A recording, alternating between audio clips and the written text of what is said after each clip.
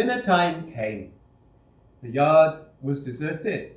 The workmen who were going home for dinner had left the foundry, and those who remained were already seated in the canteen and in their accustomed places in the compost shed, fitting shop, and elsewhere. It had begun to rain again, and the wind was still high. Ieuan drew his coat about him, while Thomas, head sunk into shoulders, trudged heavily alongside. They came to the main gate. Outside, in the shelter of a railway truck, stood a woman, clad in a long Burberry and a wide-brimmed hat decorated with faded cloth flowers. She held an umbrella over her head. A second and smaller one rested on the crook of her arms. Ieuan drew up with a jerk. "I'll see you later, Thomas." He glanced over his shoulder. Bull was approaching a few yards behind. Thomas looked at him, mystified. "What's up?" As he spoke, the woman drew near. She extended the smaller umbrella. "Take this, Ieuan. I thought it would be raining, so I dropped everything and came to meet you." Ieuan wavered. "It's all right, ma'am," he said nervously. I shan't get wet." "Shan't get wet, indeed. What new nonsense is this? Soaked to the skin you'll be." She jerked the umbrella open, and at that moment, Bull passed by, smirking. Ieuan bit his lip. It was his sister's umbrella, a flowered summer one. He felt a hot blush spread across his face as Bull laughed and threw a meaning look at him. Thomas, who stood a few paces away, did his utmost to conceal a smile, for the situation was comical. "So long, Ieuan. See you this afternoon."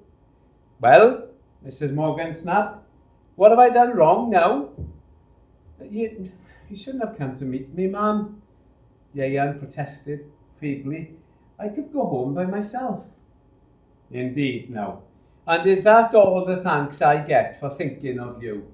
Cooked a nice dinner for you, I have.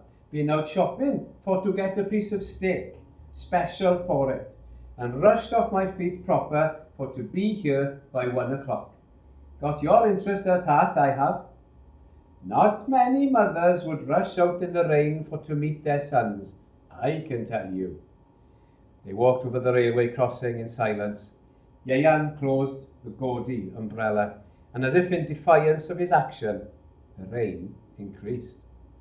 It showered from the leaden sky with a spiteful hiss of angry snakes and spattered on the roadway. His mother struggled forward, the umbrella held low in front of her face. She panted loudly, 1 minute straining against the Arctic wind, the next scuttling forward in a jog trot as it whirled behind her. "Come into here with me," she gasped. She pulled Ieuan to her side. "You and your silly nonsense. Are you too proud to be seen walking with your mother? Ashamed of me, are you? Or what?" "'Tisn't that, ma. But I'm grown up now, and the boys will only make fun of me." "Fun? Tommy rot to all that nonsense. Too sensitive you are, Ieuan, like your father. And full of silly ideas. Stubborn too, just like him." The miserable journey brought them to the house. Gwynaira and Phyllis were sitting at the table. They ran to meet their brother as he entered the kitchen, and the younger girl threw her arms around his waist. She looked up into his face, her eyes beaming, and a happy smile on her lips. "Gee, Ieuan, it's nice you look in your dungarees, like a proper man you are, all grown up. Isn't he, Gwynaira?" "He is indeed," Gwynaira laughed. They led him to the table, while their mother slipped off her wet coat. "Take off your old coat, Ieuan, and come and tell us all about the foundry. Did you like it? Was it nice there? Did the time go quick? Did you see anybody you knew?" Ieuan forced a smile. "Let me have dinner, girls. Then I'll answer all your questions, one by one." His mother poured out a cup of tea for him and brought a plate of steak and chips from the hot oven. "You've lost a quarter of an hour already," she reminded him sharply. "So hurry up and eat your dinner. You can talk to the girls tonight when you have more time." To her daughters, she said, "You two children, eat your food and no talking at the table, please." Ieuan ate without relish. His sisters watched him across the table, their eyes eager with unasked questions. They waited their opportunity, patient to the last fragment of their meal. Then, when dinner was over, they unburdened themselves. How was it, Ian? Are you sorry you went? Same as last night? Yes, I am sorry. I hate it, Ian blurted. He rose from the table. I hate it like nothing I know, and I don't ever want to go back there. Gunaina gulped. She threw an anxious glance at her mother. I knew you wouldn't like it, Ian, she began. Quiet, all of you.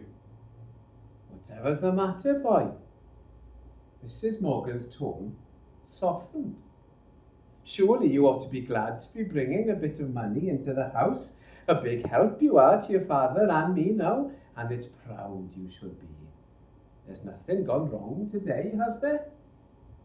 Ian shook his head. No, nothing's gone wrong. The boys there, perhaps they've been rough with you or something. You know how boys are, but they don't mean to be cruel, just pulling your leg they are, like they do to every new boy. Ian picked up his coat. After today, I'm staying home, ma'am, he said slowly. I shall see Mr. Griffiths tomorrow and ask him to take me back to school. I hate the foundry. I hate all the boys there. I'm sorry I listened to you. His mother clutched at her breast. Her eyes were like fire. You ungrateful boy, she shouted, all semblance of patience and kindliness gone. Selfish you are, not a fig do you care for anybody but yourself. Let me scrape and pinch you would, for to bring you and your sisters up decent, while you sit on your behind in school for the rest of your life. You wait till your father hears of this, my fine boy. He'll be letting you know one or two things. Just you wait till he comes home tonight. Ian rushed up the passage and flung on his coat. He slammed the door loudly behind him.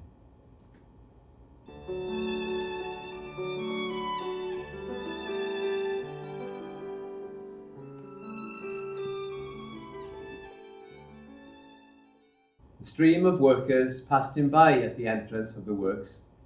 He was oblivious to them, his mind tormented with doubts and fears. Well, Ian, we meet again, and on the same old spot. What a coincidence, aye indeed. A cheerful voice sounded. Startled out of his despondency, he looked up to see Frank Jones at his elbow. How are you feeling now? Frank asked solicitously. Better?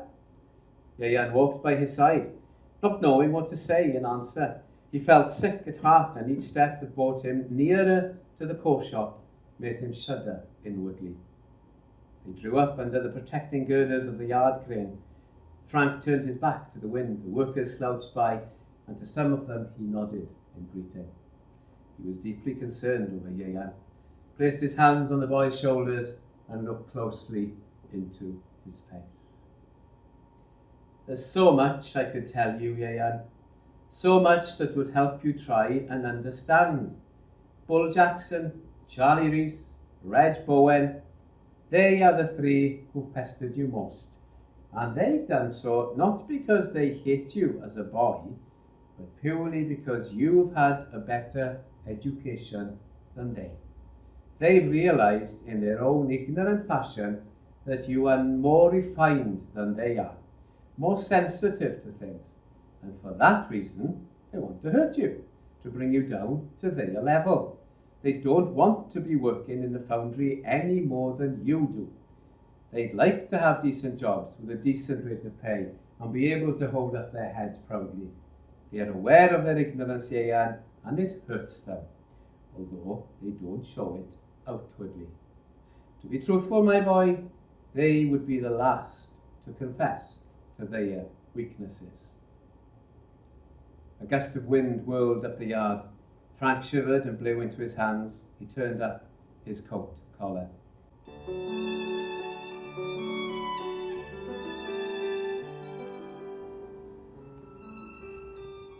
The 2 o'clock hooter shrilled, its dying wail more desolate than the cry of the lone white seagull wheeling in slow motion above the foundry. He did not feel like mingling with the crowd, for he had nothing to say. Nothing. While he stood there, tortured by his thoughts, a familiar figure passed down the yard. He withdrew farther into the shadows, but the figure had seen him. "Is that you, Yayan?" He made no reply. "Yayan, it's me, Frank." Again, he refused to answer. Frank approached. "Good heavens, boy, what are you doing here? Aren't you going home tonight?" He smiled in the darkness. Come, lad," he said, brightly. "Don't take things to heart, so tomorrow's another day, you know." The moulder linked his arm in Yayan's and drew him gently away. When they reached Tony Marasiano's shop, Frank halted. "Like a cup of tea?" he suggested. "It'll warm you up and help a lot." Yayan shook his head. "No thanks, Frank. I haven't far to go. I'll be home soon." For a while there was a silence between them, self-conscious and embarrassing, as if each were afraid of expressing his thoughts. Frank blew into his hands and shuddered. A keen wind cut across from the station square. The tall boardings facing the railway booking office swayed. The tram clanged by with the last load of workers, leaving the road empty and deserted. The lights in Tony's shop were switched off. "What's on your mind, Yayan? Tell me." Frank's voice was low and persuasive. "Still worrying over what happened today?" Yayan hesitated. "Yes, Frank," he said at last. "I hate the foundry. I can't stand it. I'll never be able to work there. Bull, Jackson, Reg, Bowen, all of them, they're cowards. Bullies and cowards.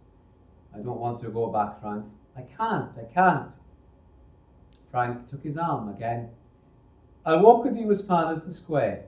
There's a lot I have to say to you, my boy, and maybe it will help you to feel that life is not quite as terrible as you want to picture it. You've been in a foundry one day, Yayan. One day. You are intelligent.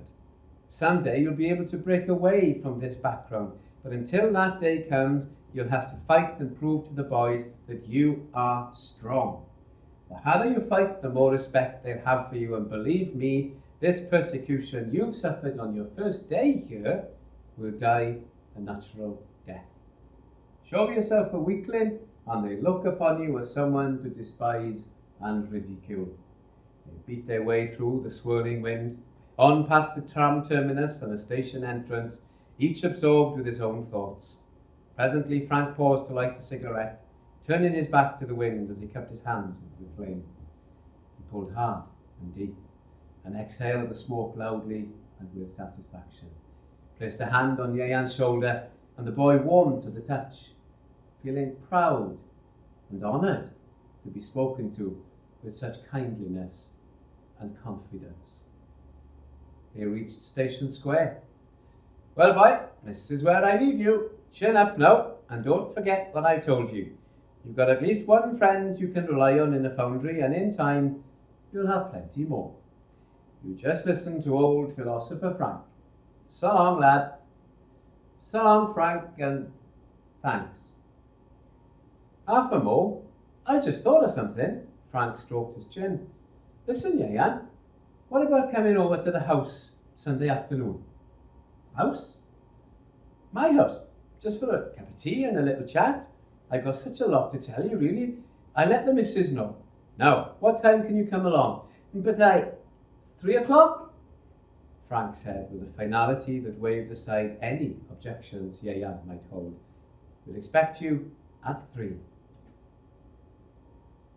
Yayan opened the back door gate and trudged up the uneven stone-flagged garden path.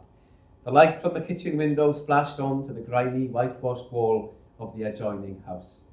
The bare branches of the lilac tree creaked and sighed in the wind, as though in melancholy welcome. He stopped near the window. From within came the sound of quarrelling. His heart beat violently. Once again he began to tremble with fear and apprehension. He pressed himself against the wall. The shrill voice of his mother was raised in anger. "When he came home to dinner, nothing but cheek he gave me. A fine way for a boy to be talking to his mother, and after all I've done for him." "But Millie," his father's voice was weak in protest, He didn't mean anything. He was just frightened. It was a big strain on him that first morning in the foundry. Everything was new to him. He had no friends. No one he knew worked in the foundry. It was a frightening experience, Millie. Frightening.